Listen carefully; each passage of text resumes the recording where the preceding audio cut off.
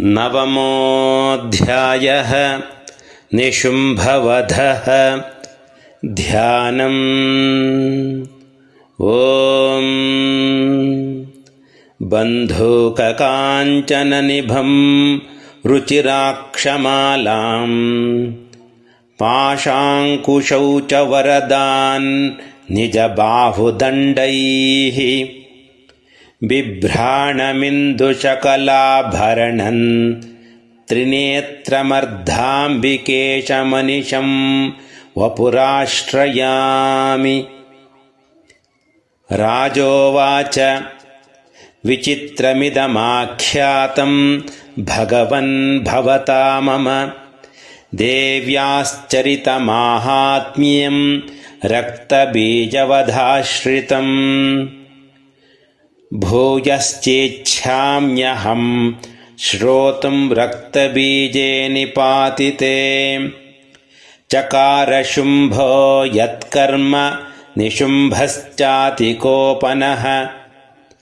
ऋषिरुवाच चकारकोपमतुलं रक्तबीजे निपातिते। शुम्भासुरो निशुम्भश्च हतेष्वन्येषु चाहवे। हन्यमानं महासैन्यं विलोक्यामर्षमुद्वहन् अभ्यधावन्निशुम्भोऽथ मुख्यया सुरसेनयाम्। तस्याग्रतस्तथा पृष्ठे पार्श्वयोश्च महासुराः सन्दष्टौष्ठपुटाः क्रुद्धा हन्तुं देवीमुपाययुः। आजगाम महावीर्यः शुम्भोऽपि स्वबलैर्वृतः।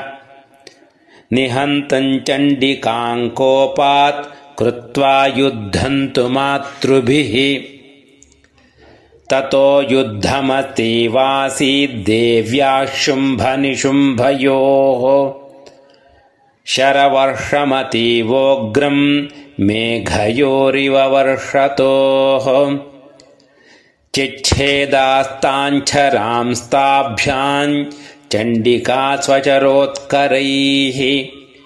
ताडयामास चाङ्गेषु शस्त्रौघैरसुरेश्वरौ।